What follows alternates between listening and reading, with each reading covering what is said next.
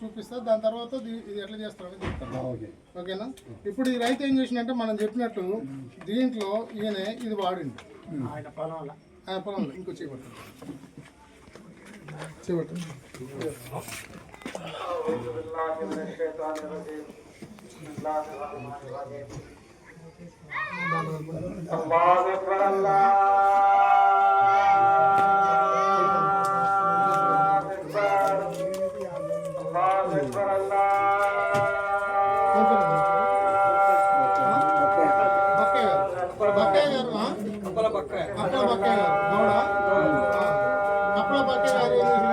మనం చెప్పేట్లో ఈ అబ్బాయి చెల్లివాడు. ఓకేనా? అయితే ఈ రైతు మనం ఎన్నిసార్లు చెప్పినా వినలేదు వినకుండా అట్లా పొలం నాటుపెట్టింది. పొలం నాటుపెట్టిన తర్వాత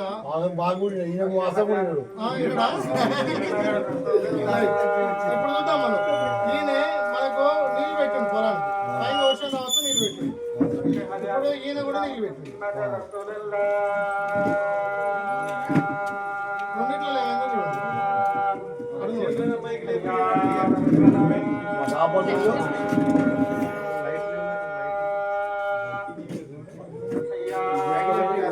చెప్పండి నీళ్ళు ఉన్నాయా? గట్టి చెప్పండి. నీళ్ళన్నీ గుసుకపోయినాయి లో దీంట్లో నీళ్ళు చూడండి. ఇప్పుడు వస్తున్నాయి కదా నీళ్ళు వస్తున్నాయా?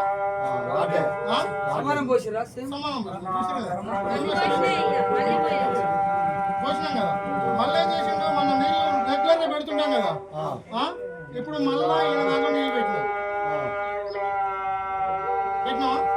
ఈయన దాంట్లో కూడా మళ్ళీ నీళ్ళు పెట్టినా. మందే ఉంది అలా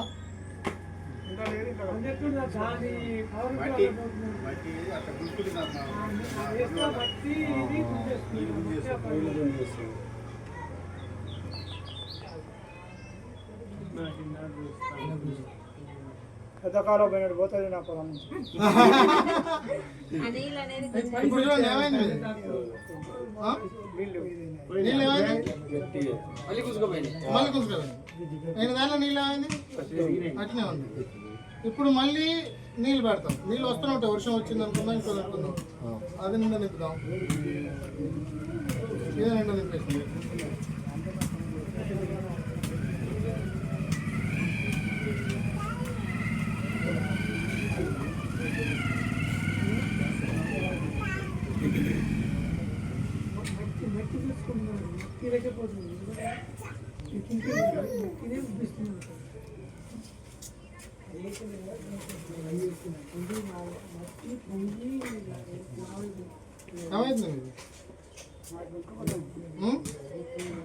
ఎన్ని కూర్చోవచ్చున్నా మీ మట్టి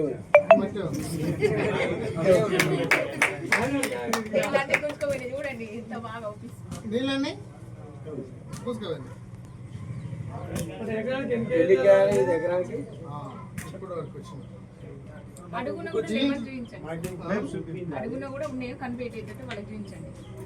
దీంట్లో ఉన్నాయా నీళ్ళు? మట్టి ఉప్పు వచ్చింది కదా, మట్టి ఉప్పు రావడం భూమి మనకి నూలు అవుతుంది. మంచి ప్రశ్న మీరు మంచి ప్రశ్న వేశారు. ఇది ఏమైందంటే మన మట్టిలో ఉన్నటువంటి దాన్ని వాటర్ ఎక్సెస్ ఉన్నటువంటి వాటర్ని మొత్తం చేసుకుంటాం. వాటర్ ఎక్సెస్ ఉన్నటువంటి భూమిని అది నీళ్ళని మొత్తం గుంజేసుకొని ఇది సౌడు ఉన్నటువంటి భూములలో ఏంటంటే ప్రధానంగా మనకు నీళ్లు నిల్వ ఉండడం వలన తెగుళ్ళు ఎక్కువ వస్తాయి. మనకు కనీసం ఆరబెట్టడానికి కూడా అవకాశం ఉండదు. అట్లాంటి భూములలో మనం ఇది వాడచ్చు. ఎకరానికి ఒక ప్యాకెట్ చొప్పున మనం దీంట్లో దేంట్లో మనం కలిపేటువంటి ఇసుకలో కానీ దీంట్లో కలిపి మనం కలిపేసుకుంటాం. అట్లా మంచిగా ఉంటుంది. ఇంకా దాంతోపాటు ఏంటంటే మనం మొక్కలకి ఇచ్చినటువంటి ఎరువులు ఉంటాయి కదా, ఆ ఎరువులు అట్లాంటివన్నీ కూడా మన మొక్కలకు 100% ఉపయోగపడేటట్టు చేస్తాం. ఇది వాడుతుంది. మన మొక్కలకు ఇప్పుడు పైన ఎరువులు వేస్తాం. ఎరువులు వేసిన తర్వాత తెల్లారిపోయి చూస్తే తెల్లగా అక్కడ సున్నం దాకా దీనిలో తెలుస్తుంటుంది. తెలుస్తుందా? అది ఎందుకు తెలుస్తుంది?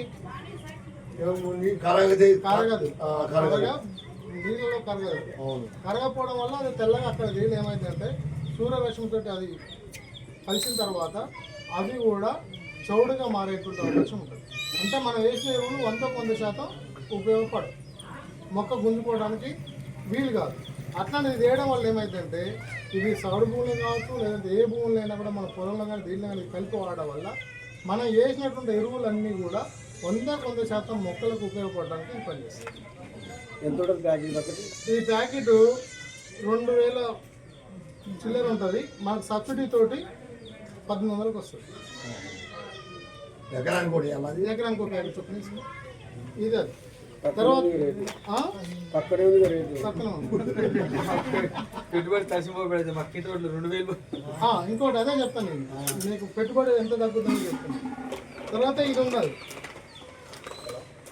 మన తెలుగులో చెప్పాలంటే పిలక బీటలు మనం మాట్లాడుకుంటాం కదా, పిలక బీటలు. ఇంతకుముందు నేను 12 రకాల పోషకాలు ఉంటాయి అని చెప్పినా కదా, దీంట్లో అన్ని రకాల పోషకాలు ఉంటాయి. ఇది ఏంటంటే హ్యూమిక్ గుళికలు అనమాట. ఈ హ్యూమిక్ గుళికలు ఏంటంటే హ్యూమిక్ అనే దాన్ని ఎక్కడ తీస్తారంటే మనకు దట్టమైనటువంటి అడవిలో భూకంపాలు గిట్ల వచ్చినప్పుడు అవి మొత్తం కూడా చెట్లు చీర అది మొత్తం కూడా లోపలికి పోతుంది కదా, పొరకు పోయిన తర్వాత అది మొత్తం మగ్గిన తర్వాత లోపలి పొర నుంచి తీసి దానికి పాస్పాస్ కలిపి మనకి హ్యూమిక్ గుళికలు అనేది తయారు చేస్తాం. ఇది ఎంత అంటే ఒక్క ప్యాకెట్ మనకు 2 ట్రాక్టర్ల పెంట మట్టితో సమానం.